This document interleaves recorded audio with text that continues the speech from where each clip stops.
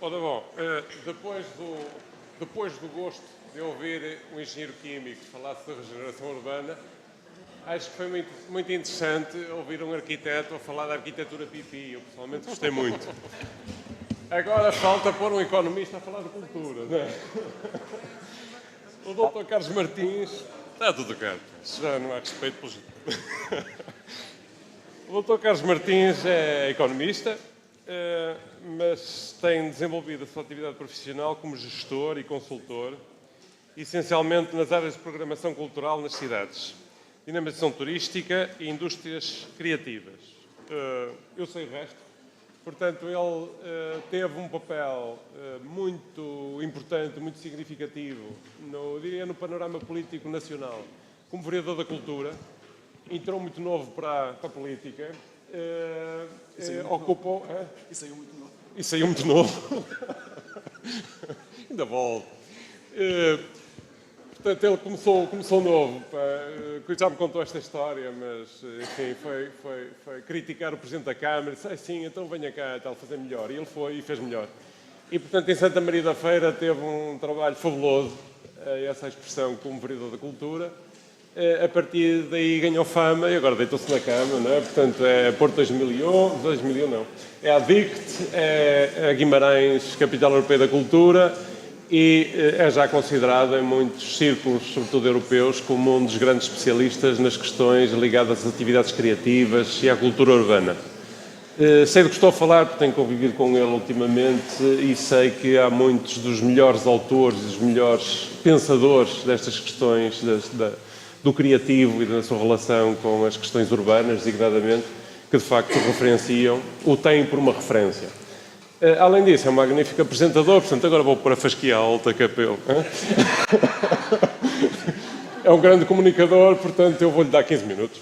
Muito obrigado. Eu agora vou dizer a verdade. Boa tarde a todos. Sr. Presidente da Câmara, muito obrigado. Obrigado, João, pelo convite. Este senhor é o diretor do doutoramento onde eu estou inscrito e não ponho os pés há 3 anos. E, portanto, há chantagens feitas de forma diferente. Há uns que ameaçam com violência física, outros queimam-nos em público.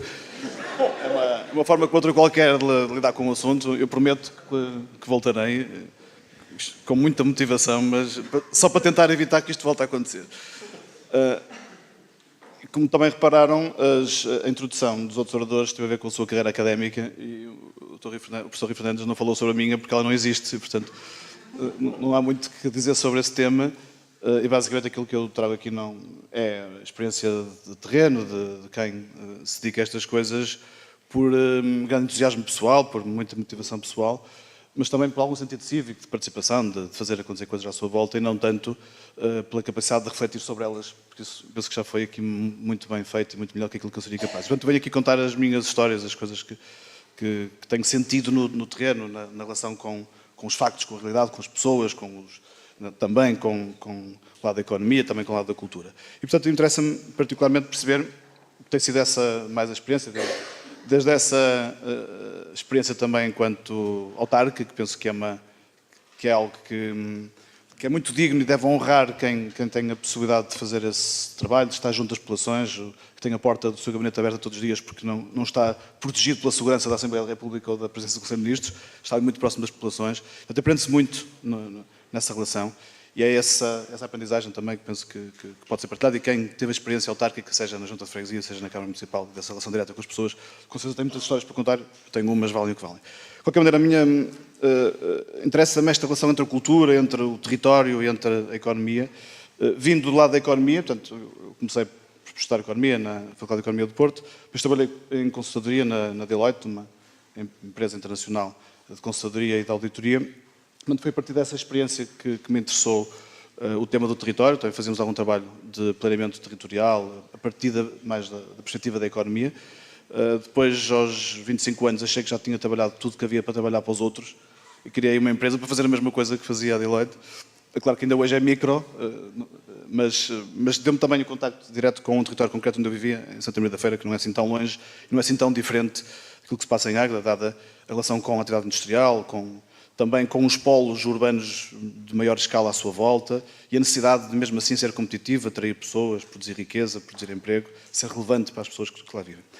Portanto, esta relação da economia com o território passou a ser o meu mote de principal preocupação e também no momento associativo, mas mais depois ao nível autárquico, interessou-me também como é que a cultura lida com isto. Ou seja, estes três, muitas vezes tratados como departamentos estanques e que sem nenhuma relação entre si, são a mesma coisa, são expressões da vida social, são relações que todos os dias estabelecemos uns com os outros, de expressão, de troca, de identidade, de representação coletiva, e portanto interessa muito estas dinâmicas. E trabalho profissionalmente nesse tema, tenho uma empresa que trabalha nestas áreas e foi dela que resultou algumas oportunidades, nomeadamente a candidatura que fizemos a convite da Câmara Municipal de Guimarães para a Capital Europeia da Cultura, fizemos esse trabalho com a Câmara, resultou na seleção de Guimarães e depois, mais tarde, fui convidado para ser diretor executivo e ainda o sou, porque estamos a fechar a nossa programação e balanços, estudos de impactos, também algumas publicações. Deixava aqui também o convite no dia 4 e 5 de julho. Vamos fazer uma última conferência sobre políticas públicas para territórios, a partir da experiência não só de Guimarães, como de outras cidades europeias que passaram por projetos semelhantes. Portanto, também estão convidados, se quiserem continuar de alguma forma este debate no dia 4 e 5 de julho. Portanto, interessa-me a questão do desenvolvimento local, interessa-me a questão do planeamento cultural, nesta relação entre cultura e território. Interessa-me também cada vez mais o papel da economia nesta relação com a cultura, chamando a isto indústrias criativas ou economia criativa, ou o que queiram chamar, não me interessa muito hoje estar aqui a discutir academicamente essa questão. Começando pela economia, não há muitas novidades, aliás, hoje vamos às 8 da noite continuar a saber do mesmo. Basicamente, a nossa situação é esta, em termos de rendimento per capita, ou em termos de produção de valor, em termos de rendimento per capita, inverte, mas não é para melhor, porque estamos a falar agora de desemprego, e pior ainda quando falamos de desemprego jovem. Portanto, esta é a nossa situação, que decorre muito também deste outro fator, que é o peso que tem hoje a dívida no Estado e, portanto, o que nos leva a considerar, obviamente, que o Estado não tem hoje os recursos, nem vai ter nos próximos anos suficientes para, por si, inverter esta situação. Os economistas, no entanto, os que vamos ouvindo, e alguns foram distintos meus professores, e não aprendi mais porque não ia muito às aulas, mas sentimos que continuam, em muitos casos, a rejeitar a realidade. E, portanto, há um problema com a realidade, a teoria está correta, o modelo que foi desenvolvido para interpretar a economia, que basicamente tem a ver com o modelo capitalista industrial, ainda, na opinião de muitos, é aplicável e explica a realidade económica atual e tentam, a posteriori, sempre encontrar formas de encaixar nas caixas. O que é certo é que percebemos que há qualquer coisa que não está a bater certo entre as diferentes teorias, sejam mais à esquerda ou mais à direita, e a nossa realidade hoje nos nossos territórios, não só em Portugal, como no sul da Europa, como na Europa toda, como no mundo ocidental todo. E tem a ver com muitas coisas que vão acontecer à nossa volta e que não tem apenas a ver com o que se passa hoje em Águeda, ou em Lisboa, ou em Madrid, ou em Paris, ou em Berlim. Tem muito a ver com transformações mais macro, também não queria aqui hoje investir muito nessa questão, porque há pessoas muito melhor preparadas do que eu para falar sobre isso, mas há aqui dados muito interessantes de tendências de médio prazo que nos devem fazer pensar. Por exemplo, estimar-se que em 2040, pela primeira vez na história desde a Revolução Industrial, há um conjunto de países, neste caso o Brasil, a Rússia, a Índia e a China, que vão ultrapassar a produção de riqueza do mundo ocidental e industrial, nomeadamente do G6. E, portanto, em termos de valor absoluto, isto é absolutamente transformador, não só na componente económica, como obviamente na política, na cultural, na social, etc. Também o domínio sobre o acesso às redes e à informação, ao conhecimento, é hoje também, do ponto de vista geográfico, estruturalmente alterado. Basta dar este número. Hoje há 1.000 milhões de utilizadores de telemóvel na China e só 327 milhões nos Estados Unidos, só. Mas 3 vezes mais, o que significa que a quantidade de informação produzida, de fotografias, de conteúdos, de textos, de trocas de informação, na China é 3 vezes maior do que se passa nos Estados Unidos hoje. Portanto, se a informação é poder, se o conhecimento é poder, também, obviamente, vai haver alterações a este nível. Isso altera estruturalmente também as nossas relações, nomeadamente com a economia, com o trabalho. Hoje estima-se que cada jovem que chega ao mercado de trabalho e os que conseguem entrar no mercado de trabalho terão pelo menos 12 mudanças de emprego durante a sua vida, o que significa que já não há uma relação laboral no sentido capitalista permanente entre o empregador e o trabalhador, mas há projetos que as pessoas vão desenvolvendo ao longo da sua vida em áreas diferentes, o que também tem consequências óbvias do ponto de vista das qualificações necessárias para ir acompanhando este ritmo crescente de novas relações laborais, novos projetos empresariais, novos projetos pessoais. Há também as consequências de muito disto acontecer hoje em plataformas digitais, tem a ver com o domínio do conhecimento, mas também da dificuldade de produzir economia, produzir valor económico a partir desse conhecimento. Veja-se o que se passa hoje, por exemplo, com os conteúdos em suporte digital. 95% dos downloads de música no mundo hoje são considerados tecnicamente ilegais. Ora, obviamente há aqui um problema com a lei, mais do que com os comportamentos das pessoas. Portanto, há necessidades de rever completamente o sistema de direitos de autor, de propriedade intelectual, etc. Tem muito a ver também estas alterações com questões demográficas, não queria também falar muito sobre o assunto, mas dizer que em 2050 estima-se que 8 países representam mais de 50% da população mundial, e dos quais, desses 8, 7 serão países hoje em desenvolvimento, países portanto, que ainda estão em processos de industrialização, de crescimento da sua economia de serviços, crescimento das suas trocas comerciais, a Índia, a China, Paquistão, Nigéria, Indonésia, Bangladesh e Brasil, que não são os óbvios líderes da economia internacional, mas serão, com certeza também, por essa via do mercado interno que têm, quer ao nível da produção, quer ao nível dos consumos. E em sentido contrário, a Europa, estima-se que na Europa em 2030, 25% da população, mais de um quarto da população, tenha mais de 65 anos, quando em 1950 eram apenas 10%. Portanto, aqui alterações profundas que não é só o problema de como gerir os subsídios de reforma, é muito mais profundo do que isso e muito mais difícil de resolver do que isso. Obviamente esta pressão da economia e da população sobre os recursos vai tornar ainda mais difícil o equilíbrio, nomeadamente ao nível do consumo de água, do consumo energético, do consumo alimentar, e também os preços associados a estes bens com certeza vão subir. Se estima que em 2050 a procura de alimentos irá crescer de 70% a 90%, se a procura influencia o preço, imaginemos o que era fazer, se os alimentos de repente crescessem 90% até 2050, o que isso vai acontecer em termos de distribuição de riqueza e até de viabilidade do homem sobre a Terra. Associado a isto, as transformações que estão a acontecer a nível tecnológico não são suficientes para repor alguns equilíbrios. Por exemplo, estima-se que ainda em 2030, por mais evolução tecnológica que aconteça entretanto, ainda 80% do nosso consumo energético será feito através de recursos combustíveis fósseis. Portanto, porque demora 30 anos entre o lançamento de uma nova tecnologia energética e passar a ter 1% do mercado internacional. Portanto, já não conseguimos inverter ciclos em períodos mais curtos que isso, a não ser que se mude também as formas como essa tecnologia produz valor e produz resultado. 75% da população mundial viverá em cidades em 2050, na Europa isso já acontece, e portanto estas profundas alterações, esta crescente urbanização, globalização, digitalização, novas relações também em termos demográficos, em termos económicos, faz com que muitos dos equilíbrios que nós conhecíamos, nomeadamente de pós-guerra, tenham sido vítimas, ou sejam vítimas diariamente de desequilíbrios estruturantes. Nomeadamente, hoje percebemos que os governos centrais dos países têm muito menos importância e peso e confiança por parte das populações do que tinham nessa altura, nos anos 50, 60, quando garantiam segurança, crescimento económico, liberdade, etc. Hoje, em nenhum país do mundo há nenhum entusiasmo com o seu governo, seja da extrema-esquerda ou da extrema-direita. Isto acontece em todos os sítios e é dramática esta situação no que diz respeito aos modelos democráticos em que assentamos a nossa vida social. Por outro lado, há um conjunto de outras instituições que não são governos democraticamente eleitos, são redes de pessoas, são redes de colaboração, algumas existentes há muito tempo, outras muito recentes, que essas sim conseguem capitalizar a energia cívica, de participação, a energia social, e têm cada vez mais importância, muito mais algumas delas do que as organizações criadas também no pós-guerra, que eram aquelas que governavam a relação entre os Estados e entre as nações. Mas também é verdade que os governos locais não perderam importância nessa relação de poder. Ou seja, os Estados centrais perderam algum peso, bastante peso, organizações globais ganharam muita importância e as populações continuam, no entanto, a ter uma relação de proximidade e de participação naquilo que é mais local. E, portanto, há aqui uma tensão entre o global e o local que é nova, ou que, pelo menos, sugere aqui algum tipo de políticas diferentes. E, portanto, muito da crítica que vamos sentindo no dia-a-dia já não é só resolvam lá o problema do meu IRS ou da minha segurança social ou do meu emprego. As pessoas sentem que a coisa é mais profunda do que isso e que a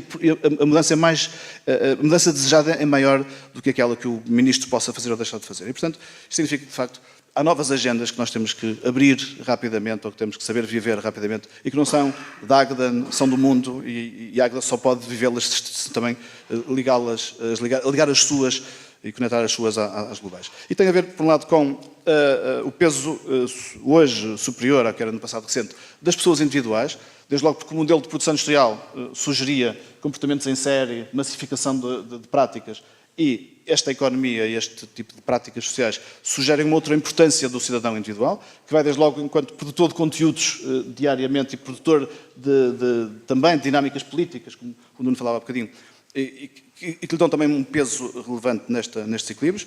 As cidades, os espaços urbanos, já falamos sobre isso, o que também sugere que elas tenham que repensar-se enquanto política pública, como se organizar enquanto espaços urbanos, enquanto sistemas, enquanto ecossistemas, e as ideias enquanto geradores de valor económico elas próprias, enquanto suscetíveis de produção de riqueza e de emprego, porque sugerem que há algum tipo de conhecimento particular que hoje é relevante, nomeadamente para o mundo central. E, portanto, a pergunta é que políticas novas devem ser hoje trazidas a debate, seja a nível local, seja a nível nacional, seja a nível europeu ou internacional.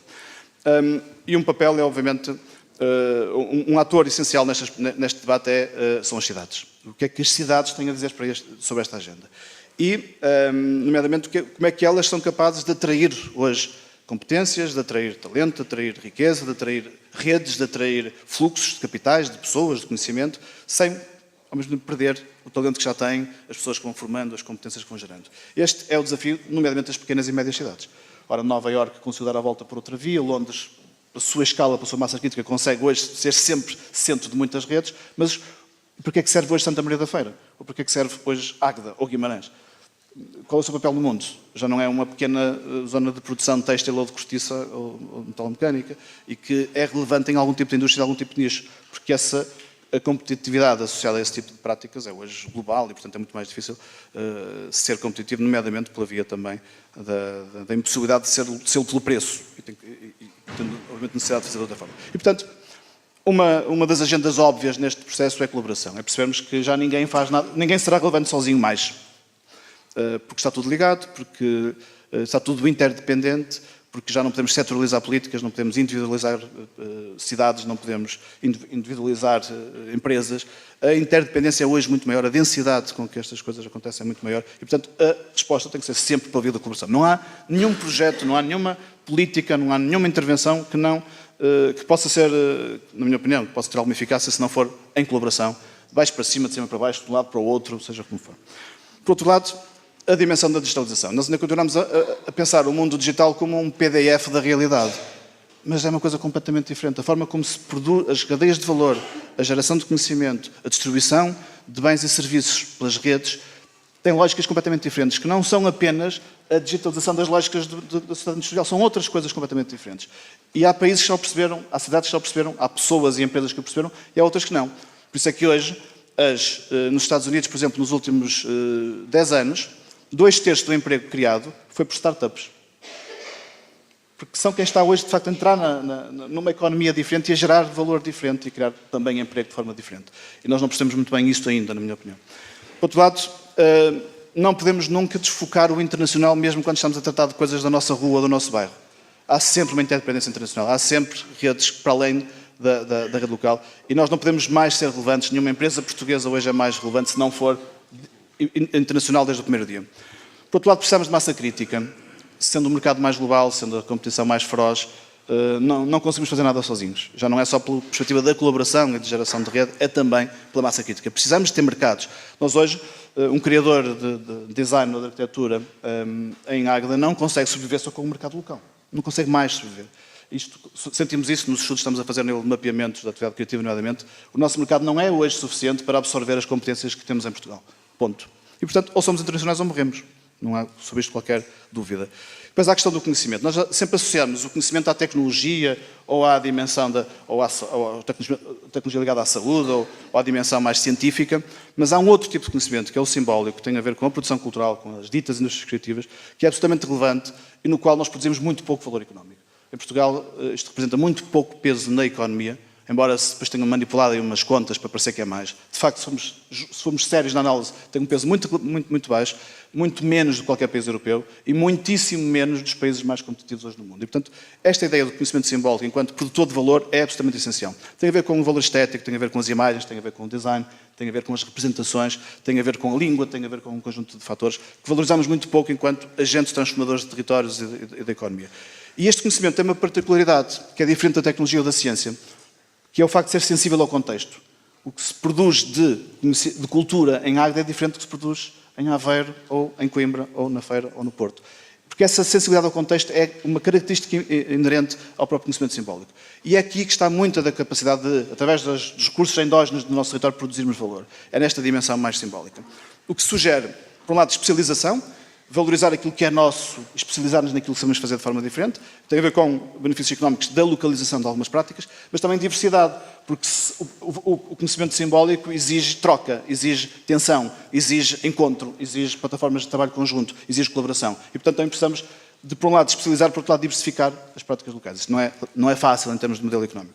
Portanto, estas relações entre a sociedade, a cultura, a criatividade, a inspiração, os significados da inovação e os negócios são cada vez mais próximos e é importante trabalhar neste ecossistema todo e não apenas pensar que resolvemos o assunto se regenerarmos uma rua ou os negócios ou criamos uma incubadora. É muito mais complexo do que isso. Portanto, a criatividade e a regeneração estão ligados como causa e efeito permanentes.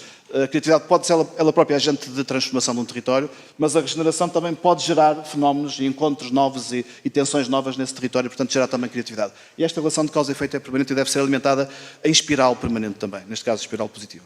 Daí resulta o termo da clusterização, que é tentar aglomerar estas competências em geografias concretas, que podem ser uma cidade, podem ser uma região, mas dificilmente serão. Há um estudo recente, a SPI publicou recentemente um estudo, em que invoca um outro estudo europeu, em que diz que os clusters, 95% dos clusters que tiveram sucesso na Europa, a relação entre o centro e o ponto mais distante desse cluster não passa de 150 km. Portanto, é este o raio que na Europa se testou como sendo o certo em termos de geografia da clusterização, também ao nível da economia criativa. A clusterização sugere aumento de notoriedade, porque cria escala, estimula o empreendedorismo, estimula a inovação, permite a funcionalização de espaços, nomeadamente espaços industriais abandonados, promove a democracia cultural, porque permite que os artistas mais emergentes, mais independentes, mais alternativos também tenham um espaço na vida cultural das cidades, que não tinham até há poucos anos atrás, e, portanto, sugere esta relação entre as pessoas, entre a economia e entre os lugares, de uma forma diferente de outros setores da economia. Eu só ia trazer aqui rapidamente uma ideia, deixava os exemplos já para outra altura, que é, nestes processos de regeneração económica, há três possibilidades da cultura ter aqui um papel. Por um lado, é pensar que ela não faz parte da estratégia central, porque ela é física, porque ela é social e a cultura é lateral, e, portanto, ela pode ou não aparecer num outro projeto isolado, pode ou não ter aqui um papel lateral de alguma convivência com as práticas da regeneração. Há quem o tenha feito em muitos sítios, os resultados são diversos, mas, em média, é qualquer coisa que fica ali a falhar, porque é este lado do capital simbólico que não é trazido aos processos de regeneração. Há uma outra abordagem, que é a regeneração cultural, em que se integra a dimensão cultural nos processos de regeneração. E, portanto, que se junta como um departamento desse processo de regeneração, como o ambiental, ou o social, ou o económico. E há outras cidades que foram ainda mais longe neste processo, e eu não sei como se traduz isto em português, o Cultural-Led Regeneration, uma regeneração liderada pela dimensão cultural, em que as atividades culturais e criativas são centrais neste processo, são os motores e os catalisadores deste processo de transformação. E foi isso que fizemos em Guimarães, foi esse exercício, como tentar fazer isto numa cidade concreta, de pequena escala, em termos europeus, 50 mil habitantes, e como é que, colocando a cultura no centro do processo de transformação, como é que ela cria efeitos de contaminação com a dimensão social, com a dimensão económica, com a dimensão ambiental, com a dimensão política. E são esse exercício que eu gostava de falar. Eu tinha aqui mais 100 slides para sobre este assunto, mas este senhor não só me deixa mal em público, como me corta a palavra quando eu ia dizer as coisas mais interessantes. Ficamos por aqui para já.